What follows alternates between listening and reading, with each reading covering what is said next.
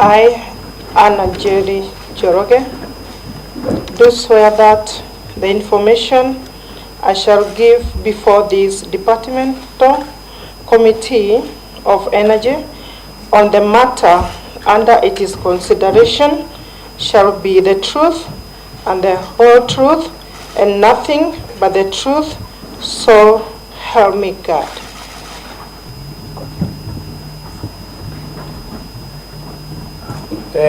Being on oath has implications. Whatever you say must be the truth, because then they can be used against you because you are on oath. If then information is found to be to the contrary, what you want to get is to just understand how this product belongs to you, because the person who appeared before us has said the product belongs to them. And now, since we are a committee of equal chance, now you tell us how this product belongs to you. I amend the import documentation to the buyer and deliver the product to final port. I do not run business in the downstream or fuel import space in Kenya, as I am not licensed. Number 2, if empty Hagui belong to G2G, why would it remain in the waters from 11th October 2023 till the 4th November 2023? Previous G2G shipment can prove the run allowed times for such procurement, and it will be misleading to try and sink in the private procurement into this framework. I submit that our vessel was forcibly taken into the port of Mombasa, illegally discharged by actors who thought that they will match power and influence and would engage in irregularity like one with no consequences.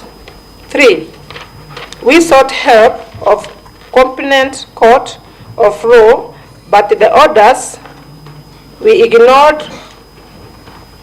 The orders we ignored by KPA, which in my view undermined the rule of law, and proceeded to discharge fuel belonging to a Kenyan trader. I have subjected much ridicule as a result with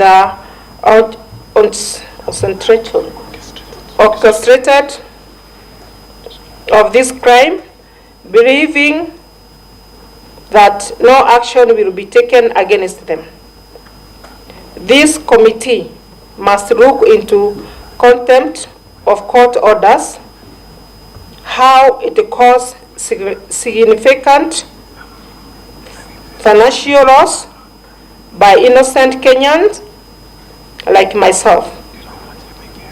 Number 4, I was arrested and detained illegally because of fighting for what is rightfully mine. The proprietors who stole my fuel forced my detention by police in order to discharge and sell my cargo. I request this committee to help me get justice in this matter, seeing that court was disobeyed and security apparatus used to illegal arrest and detain me. Number 5, I seek to be fully compensated for loss of my product, which was illegally taken possession by Garana Energies. I believe investigation of this matter with the view of helping me in my fight for compensation and the recovery of all payment due to me. First of all, I wanted to understand you are a director in Njeri Imports. Export. You are a director I'm there. the director of ANS Import and Export Enterprise Limited. Okay. And you have been in operation for how long? From year 2009. Those are how many years?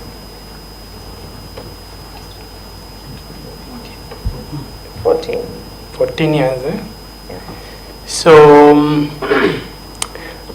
do you understand the requirements to do the oil business here? For both the gas oil and the diesel for importation? Because mafuta vile inafanyika biashara yake inajulikana kama kwa mwaka mafuta inatumika kiasi gani, na huwezi leta mafuta ya pesa mingi kama ina mtu ya kununua hapa ama pale nje. Unajua pia wale ambao wanapata mafuta katika neighbor zetu, pia sisi inapitia hapa kama Uganda. Kwa hivyo demand yao pia huwa tunaijua. Kama ni Rwanda, demand yao huwa tunaijua because hiyo mafuta inapitia hapa. Sasa ile nataka kuelewa, umeelewa kabisa hiyo framework ya kuleta mafuta, kwamba hata kama ni mafuta yako, mafuta kwanza inapita through a system ambayo wale wote private sector wanaleta mafuta huwa wanajumuika katika process ya kuleta mafuta kupitia G2G currently, ambayo kitambo ilikuwa inaitwa open tender system. Ndio huwezi leta mafuta ambayo hujui mnunuzi wake ni nani. Unaielewa hiyo? Nilikuwa ninaangalia news, kuna shortage ya mafuta Kenya, na nikasema nilete mafuta ambayo itaweza kusaidia nchi ya Kenya ama nchi yangu, na nijaribu kama soko itakuwa na kama nilileta kama CIF, manake sikuwa ninajua mambo ya tendering na hizo vitu vingine vyote. Kwa hivyo nilileta kama CIF ile ambayo ningeweza kuuzia off takers as CIF. Na sasa kama umekuwa kwa 14 years kwa hii biashara, ndio, na kulingana na statement yako ambayo nimesikia ni kwamba ulisema ulikatazwa license na uliomba license ukiwa mafuta iko pale Mombasa. Uliwezaje kufanya hii biashara kwa miaka 14 bila license? Ya kwamba sikuwa ninajua inahitajika nikuwe na license ya hiyo ya mafuta. Lakini umesema tayari umefanya hiyo biashara kwa miaka 14. Yeah, niko na license ya general commodities which is include product zote, lakini hii ya energy sikuelewa ya kwamba ilikuwa inahitajika, na wakati niliambiwa inahitajika nilichukua jukumu ya kufanya application na nika apply kwa April. Ushaiuza mafuta yoyote Kenya? Sijai kuuza mafuta yoyote Kenya. Hujawahi leta mafuta yoyote Kenya? Hapana. Kwa hivyo hujawahi hata kuwa na license ya EPRA? Hapana. Na hii miaka 14 ulikuwa unauza mafuta wapi? Nilikuwa nauzia mafuta Dubai, watu wakitoka nchi ya East Africa ama West Africa ama South Africa. Kwa hivyo ninauzia hizo nchi zote nikiwa Dubai. So wakinunua mafuta kama wanaileta Kenya ama inaenda nchi nyingine sifuatilii.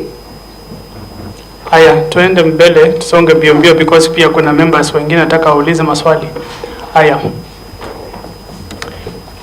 So tuseme sasa umeamua mafuta unaileta bila hiyo license, na ningetaka tu kujua kwa nini kwa pesa mingi kama hii kiasi cha pesa ni mingi mno, kwa nini ukaona sio vizuri kuweka pesa yako mingi hivyo kabla ya kufanya hata due diligence kidogo tu ya kujua hata process ya kuleta mafuta ni hii?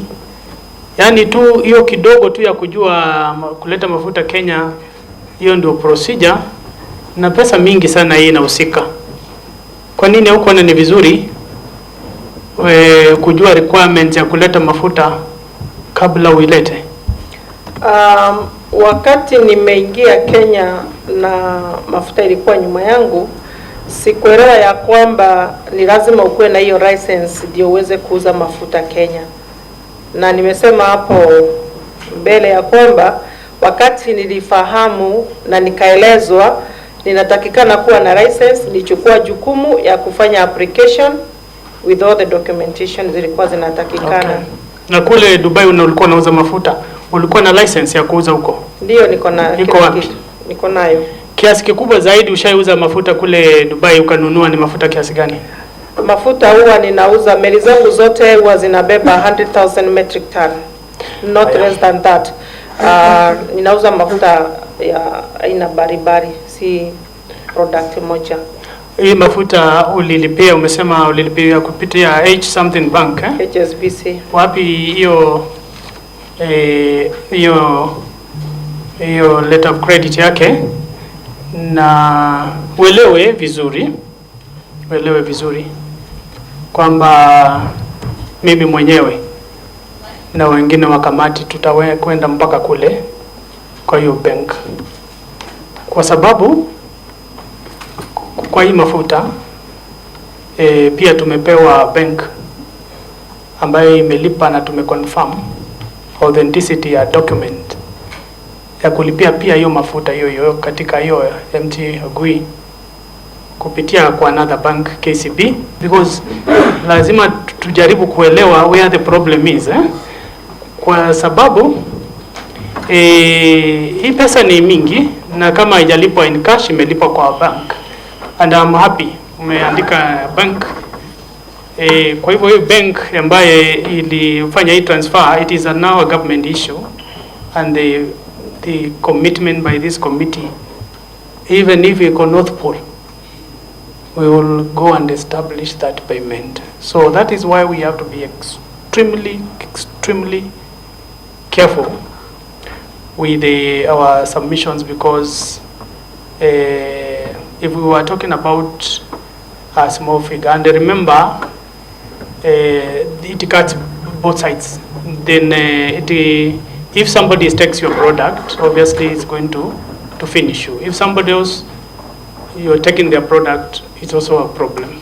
And like I said, we are a committee of equal chance.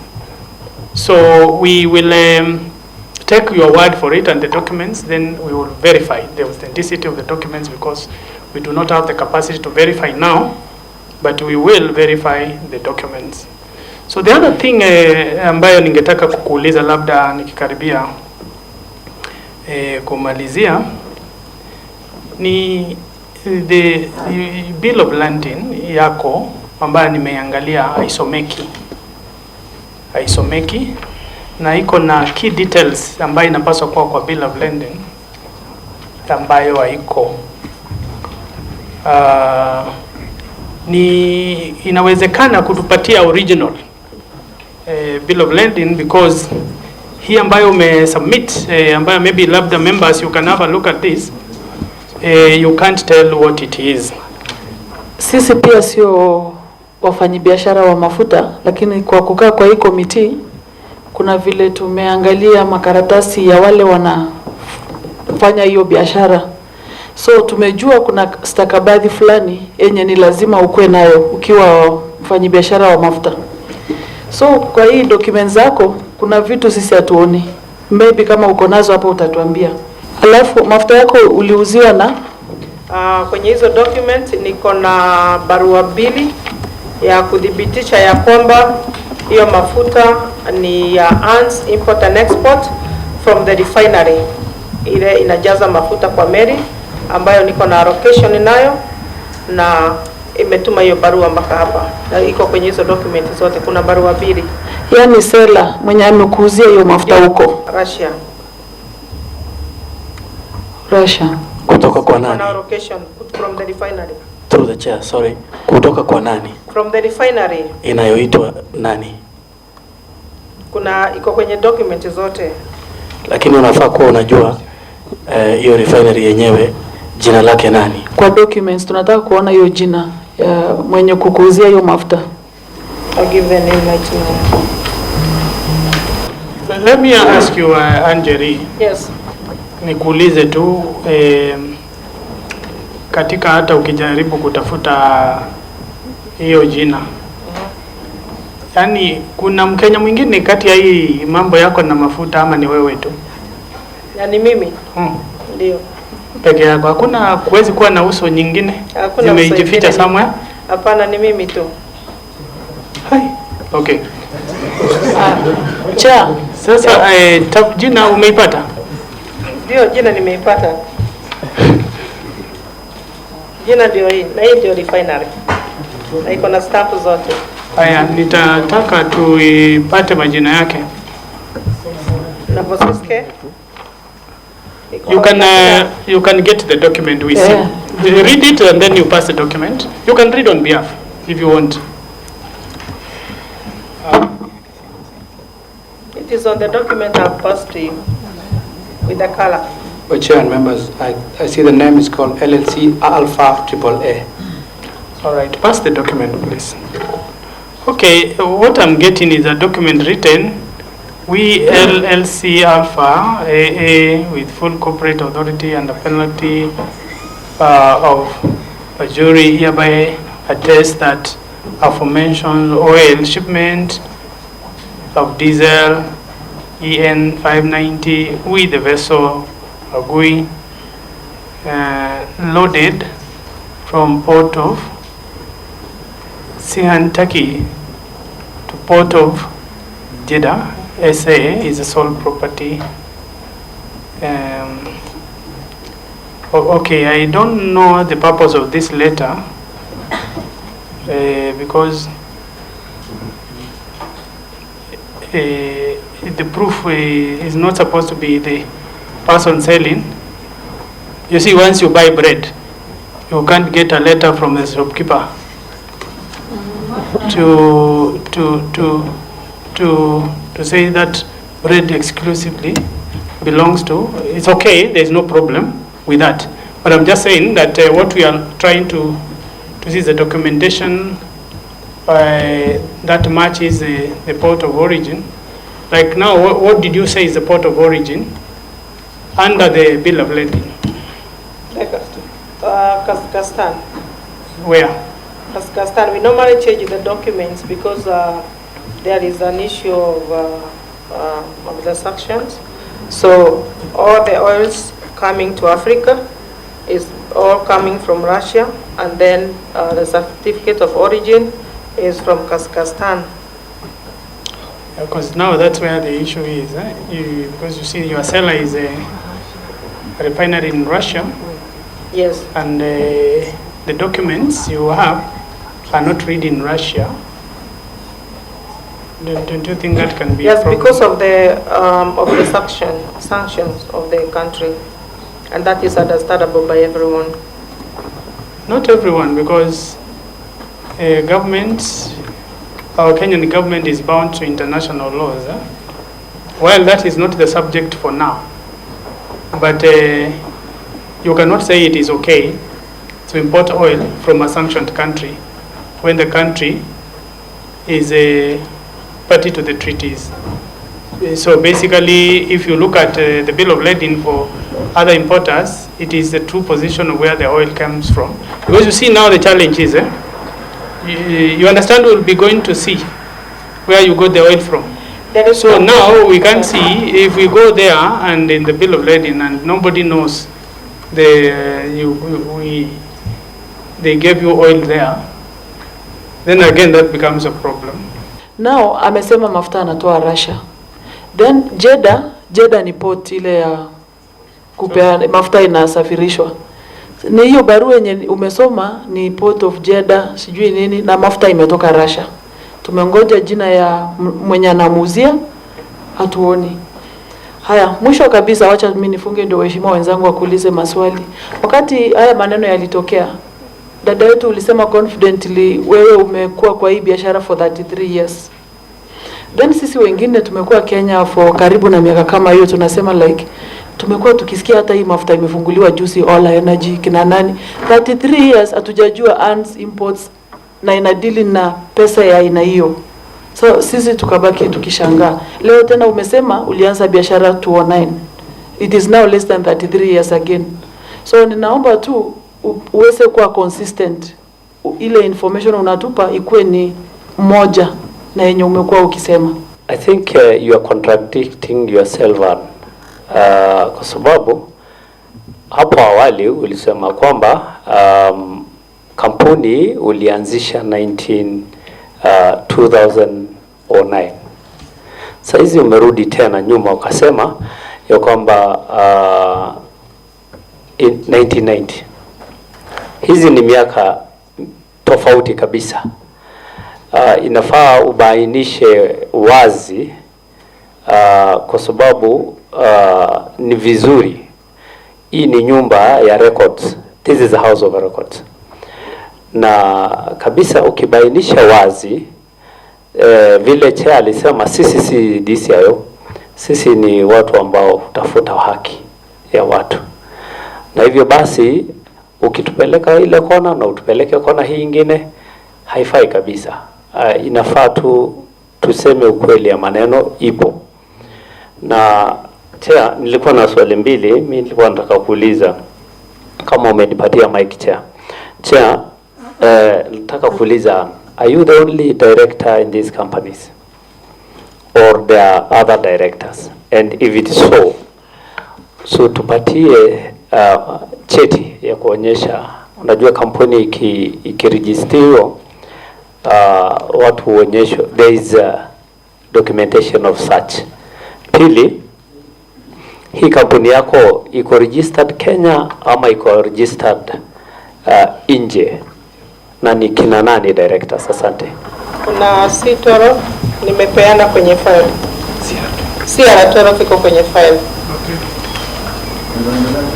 Asante sana Chair. Madam Ann, kuna uwezekano uweze kutuonesha dhibitisho ya kwamba ulilipia hii mafuta?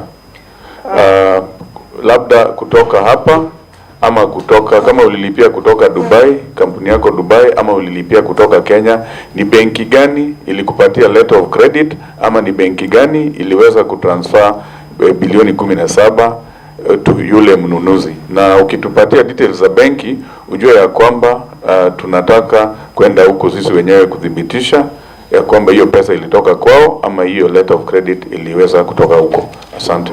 It's not for public kwa sababu ya vile kazi ya mafuta inafanyika. Unajua hapa ni kama kotini kwa sasa, na ndio vizuri ukienda kotini ni vizuri unaenda na dhibitisho. So hawezi uende huko, hawezi ukaenda huko useme ya kwamba siwezi nikapeana hiyo kwa public. Ukipeana hapa parliament, that is not public. Hii ni sasa koti. Niko na dhibitisho lakini haiwezi kuwa circulated kwa watu. It's private and confidential. Na inaweza peanwa kwa chairman wetu. Anaweza kuiona yeye mwenyewe. Let me order. Wajua this is a matter of national interest, na kwa hivyo hizo document zote zina umuhimu. Hata wale wengine ambao wanasema mafuta ni yao wameleta mpaka hata kuonyesha ile pesa vile the letter of credit, exact detail. Na pia hata hiyo swali tayari wewe umeijibu, kwa sababu kwa barua yako ambayo umeandika umesema ulilipwa kupitia kwa bank ambayo hata jina yake umeipatiana. Labda chenye au kutuelezea ni kama hiyo payment clearly was it through credit or as a letter of credit ama ulilipia cash money? We ninalipa na MT103 direct wire. You direct, it was a direct wire. Kwa hivyo ulilipa tu cash money yote? To the other bank, yes. And I have the Swift copies. Yes, we will, hiyo tutaiangalia yote, haina shida. So hizo copies zote we will need them ndio sisi tuweze kuconfirm. Just an intervention. Yes, please. Alpha AAA ndio alikuzia mafuta. Je, ulilipa Alpha AAA? Nililipa Alpha AAA with the fiduciary accounts because of the sensitivity of the oil and gas. Okay. It's around. Lakini katika document ambayo tuko naye ya registration inaonyeshana katika ownership kuna Njeri na kuna Jitendra Swali and kuna Millennium, all listed under directorship. Millennium Green Homes Limited. Kwa hivyo 3 shareholders. Mbona hao wengine ukawatupilia mbali? Through the chair, maybe I can clarify that. Yes. From the CR12, Jitendra is a company secretary. Jitendra is a company secretary, he's not a director. Okay. So Njeri is a director, and the other company is also a shareholder. Okay. Millennium, but she's a sole director. Na vile nimeona hii kampuni sawa tu. Na vile hii kampuni nimeona imeregistriwa hapa Kenya. Na mmesema mmekuwa mnaoperate Dubai peke yake, kwa nini? Kwa sababu ukiwa Dubai you are allowed to do business with other companies. You have other companies nje ya nchi. Mimi nauliza kampuni hii yako hii ambayo nikiangalia Companies Act 2015 umelist sijui kama kuna date of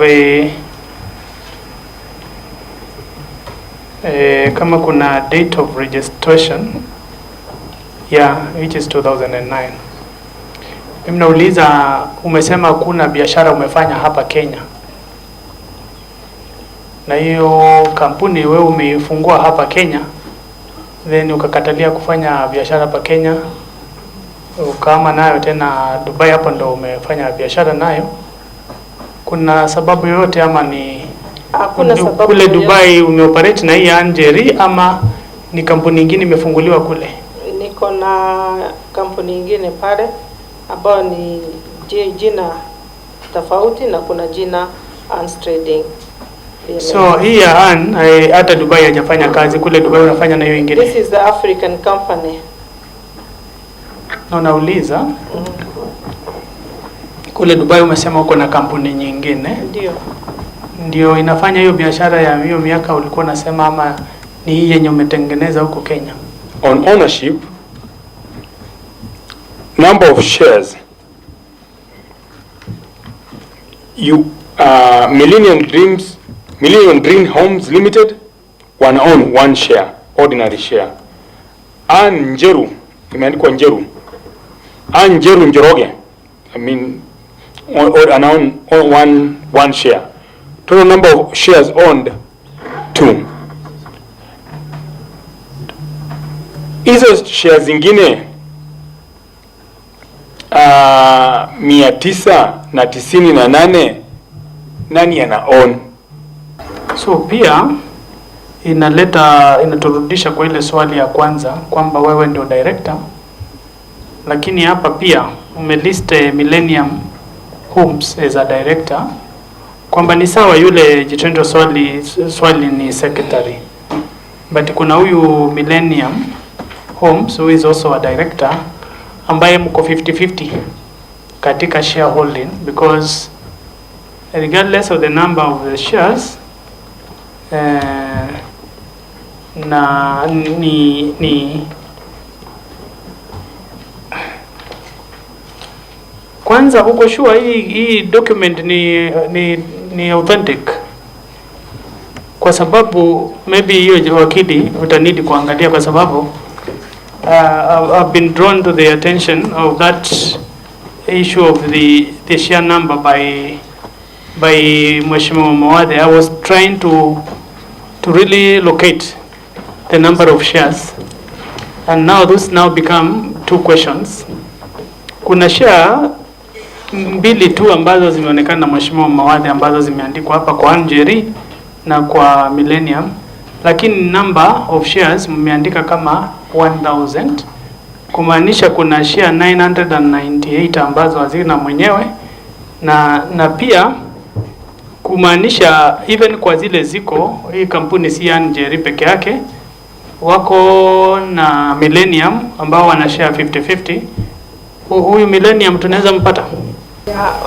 Millennium yes, inaweza patikana, lakini kwa wakati huu amejitoa kitambo. Chair, I think, Chair. Patieni muda tu kidogo. Yeah, but I think, Chair, we are being taken around by Njeri. No. Well, okay. Let her just answer the question. She says the director is not there, but you members, this is a company registered in Kenya, so we don't have to worry because we will summon the registrar to give us the correct position. So let us not delay on it. Only that maybe ningetaka hiyo swali ya Mawadhe ielezwe vizuri kama kuna wengine ambao hawajaonekana, kwa sababu katika shareholding ile document ambayo inatoka kwa registrar haiwezekani wakakupatia hii document kama iko na shares hazijulikani mwenyewe. Inakuanga tu specific kama ni 100 shares ziko shared, ile memorandum of and articles of association huwa zimeaposhoniwa vizuri, na wawezi register kampuni kama umelist shares na hazina mwenyewe, lazima balance. Kama ni 100 lazima tujue hizo 100 huwa the owners. So kama uko na further information labda unataka kuconsult, kunanga shida, unasema hiyo sina saa hizi, nitaweza kujaribu kutafuta baadaye, kwa sababu hapa this document is not adding up. She has said the other director left the company, and yet the new CRTO still reflects the name of that director. When was the last time you filed returns as a company? Because it's a requirement of the Companies Act. If you are filing returns, or you are updating the directors, if you are saying that the director left the company, or you are now concealing fraud here by misleading the registrar of company that this particular entity called Millennium Dream Homes is still a director, because this is the latest CR12 that reflects the shareholding of the company. I think it's a straightforward question.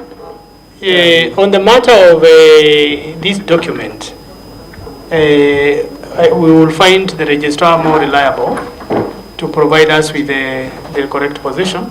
On the matter of returns, you can just tell us whether you've been filing any returns here in Kenya. I think she can answer. I think it is only fair. I know the technical matters I will request you to respond, but this one, since we don't want you to carry trouble for any person, you should just say whether or not the returns have been filed. Is it a yes or no? Yes, it is filed. Okay. Now, it is a yes for you. The witness is on oath. We can only take what she says and then establish. Yeah, but while you are there, as I establish your yes, I want to put it to you kwamba ile tax compliance certificate ambayo mmepatiana is fake. No, it's not fake. I have it, it is fake. I have it here, it is fake. And I would not want you to put yourself in unnecessary trouble when you are on oath. And if this committee was interested in causing you troubles, then already we have identified a lot of gaps. But when somebody prints a certificate of compliance, KRA, and even misspells the words compliance, and it's written tax complaints certificate, that can take you through a lot of trouble. And I just want to engage anybody, including the media. Just look at the spelling for, these documents are generated automatic and therefore it cannot misspell. So I just want you to look at this document and how the tax compliance is written.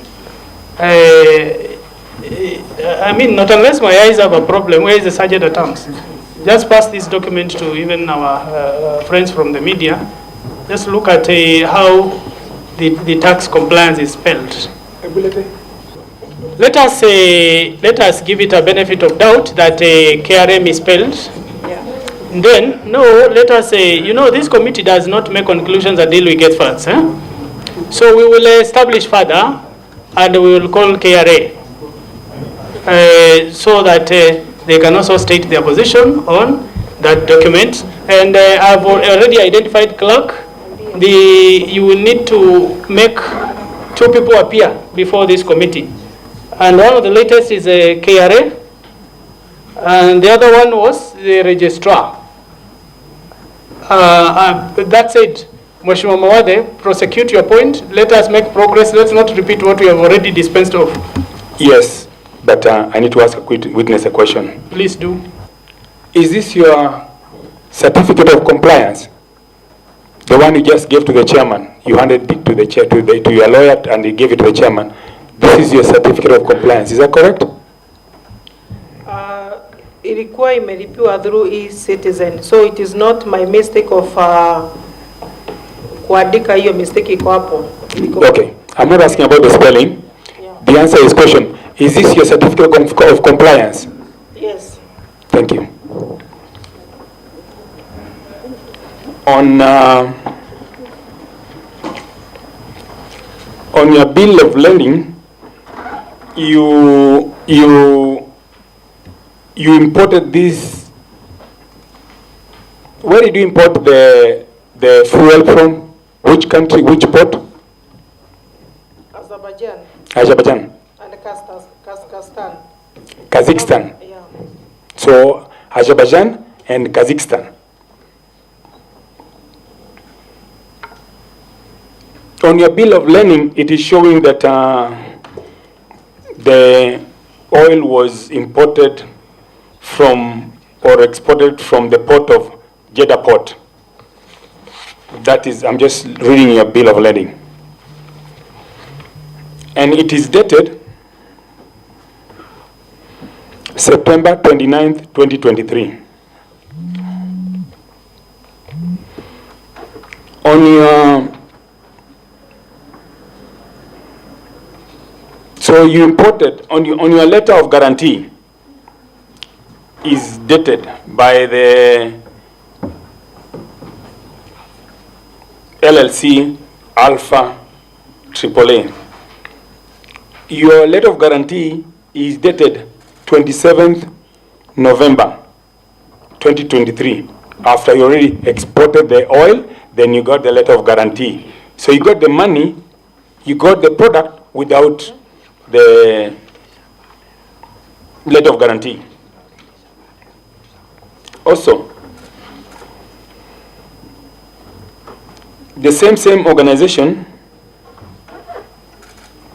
gave you the letter of attestation of oil shipment on, that is the, for the record, Alpha AAA on the 18th of October 2023. How did you access the funds to allow the shipment to be shipped out before you got the letter of guarantee that's normally required by the bank? Before you are given the funds are released before the funds, so that the funds are released, and then once the funds are released, then the oil gets to leave. Your documentation is actually in total reverse. The first is the last, the middle should have been the second, and then the third, the first one, the last one should have been the first one. Zilitumwa na refinery wakati mafuta ilipotea, na walituma ya kudhibitisha ya kwamba hiyo mafuta ni hao waliweka kwenye meli, na hiyo mafuta ni ya ANS Import and Export Enterprise Limited. That's why walileta hizo barua mbili kwa hizo date tofauti. Where is your letter of guarantee that you are given to take to the bank? Letter of credit, sorry. Letter of credit. We do MT103 direct payment, not rate of credit.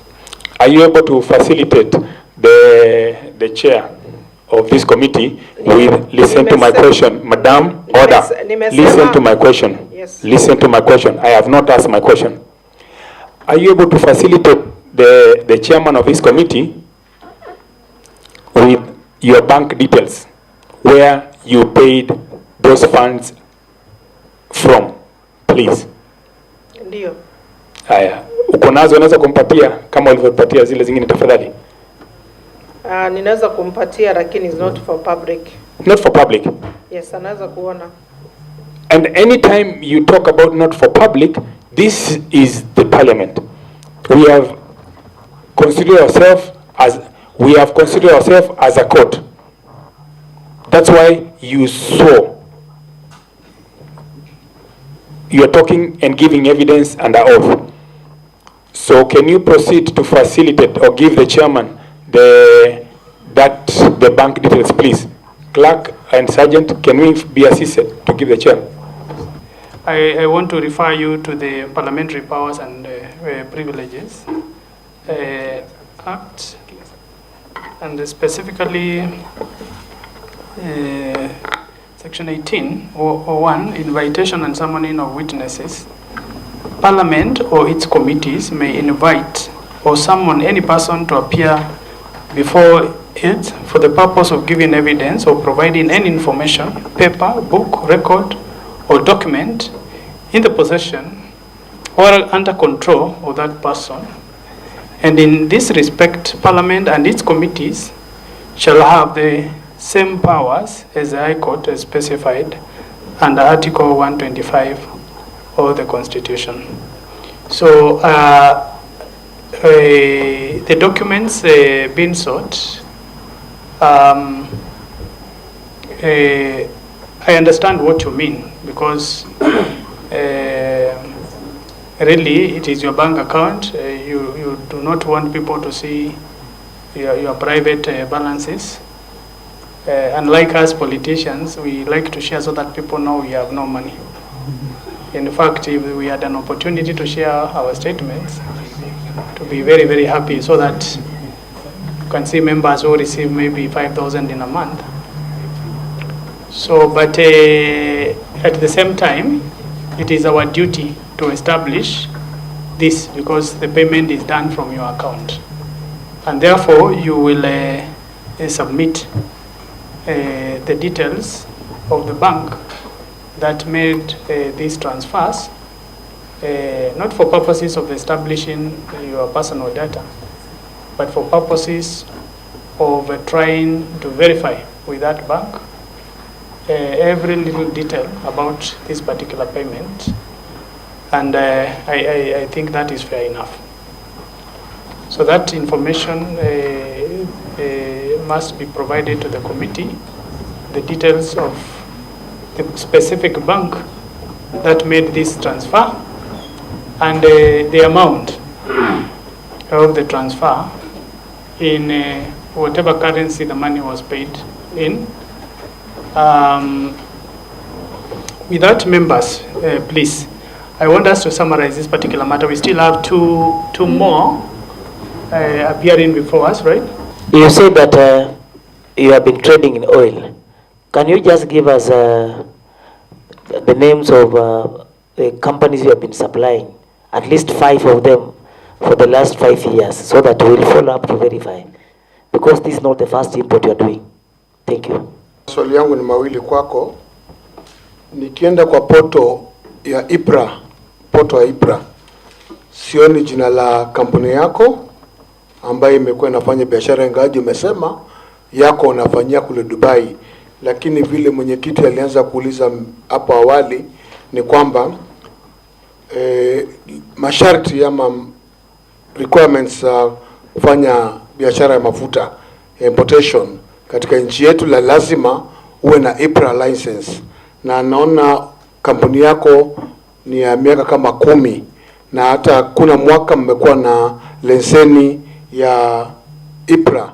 Na nikiangalia katika kampuni Galana ambayo imeweka presentation yao katika page 6, chairman, utaona yale kampuni ambaye mafuta ambaye Galana inasema ilileta, ambaye ina upishi kutoka kwa Madam Ann. Ukiangalia page 6, barua ya Minister of Energy and Petroleum, State Department for Petroleum, ambaye imeandikiwa CEO wa Galana, utaona kampuni zote ambazo zilikuwa na share ya hiyo mafuta ambayo ililetwa. Kwa hivyo inaonekana buyer participation. Yes. na naona katika hizi kampuni sijaona kampuni ya AN ambayo ina IPRA license. Na pia ningetaka pia, nimeona kwa leseni ile ya county government wako nayo, na sheria inasema ni lazima uwe na IPRA license. So tungetaka pia kujua hiyo IPRA license ambaye nilimsikia kwa TV akisema ameapply katikati ya mwaka ama mwaka ikienda kuisha. Sasa zile kampuni ambazo zinafanya mafuta zina apply sasa leseni ya mwaka ujao. Kwa hiyo inaonekana kwamba hii hakuwa na leseni na hafai kuparticipate kuuza mafuta katika nchi yetu ya Kenya bila IPRA license. It's just a comment to the team of Njeri, because I can see there is an advocate in this team. I'm of the feeling that this committee was not accorded by this team the respect it deserves. And the reason why I'm saying this is why they decided to supply or to furnish this committee with the faint copies. Was it deliberate, or from where did you generate these copies? Thank you, Chairman. On the IPRA license, I request you, Mheshimiwa, we skip that because she has already said she has never dealt with any importation of the product in the country. So basically, that explains. But maybe you can respond to this question of, was it deliberate? Because all your documents cannot be read. I don't know if I can respond. I think because of the time that they were given, yes, they went to run copies, but they didn't know that black and white would come out faint. But I do commit that I shall provide colored copies, a set of 15 for each member. So it was a problem with the printer? Yeah, the photocopier. Okay. Where is 30 seconds? Yes, thank you so much, Chair. In a dispute between two, I just want to give an example, an analogy. Ikiwa tunang'ang'ania gari mbili ambazo registration ni sawa, of our ownership, number one, tutahitaji kuona logbook. Nini? Tutahitaji kuona logbook. After kuona logbook, pengine kama tumenunua the same car from someone, tungependa kuona either invoice ama sale agreement. Kufikia sasa, Galana wametuonyesha letter of credit ya kuonyesha meli ni yao, na pia walituonyesha commercial invoice ambayo watailipia after 180 days. Sasa kutoka kwa Njeri, because na wao pia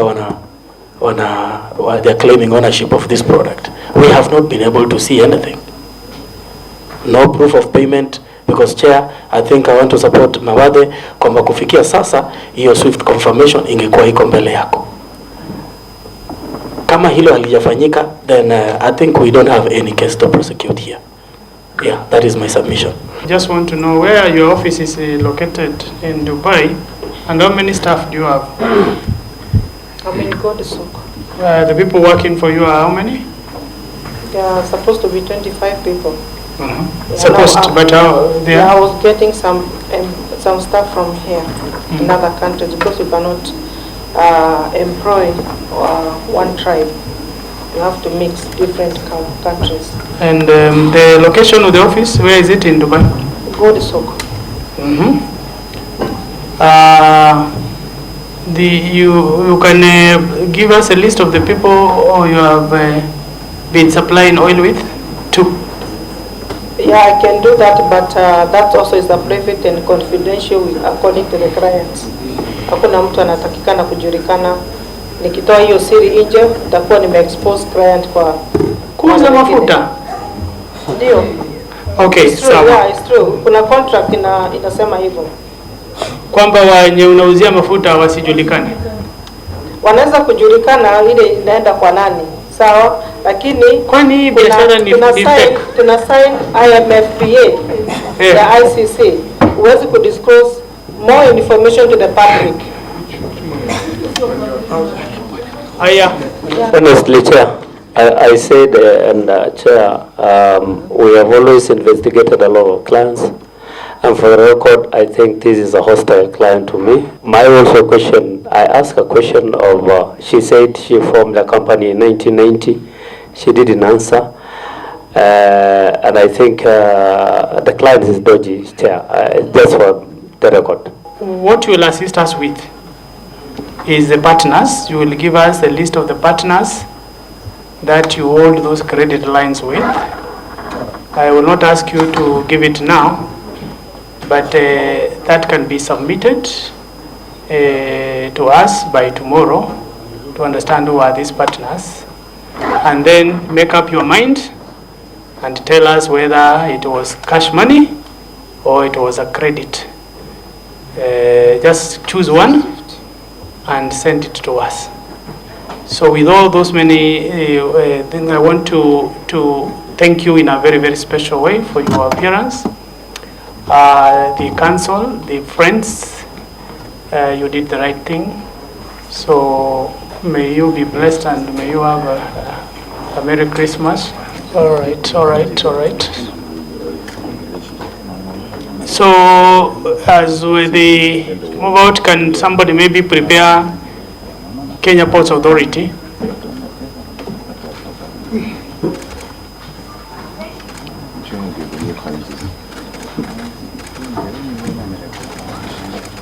Right, thank you very much. Thank you very much.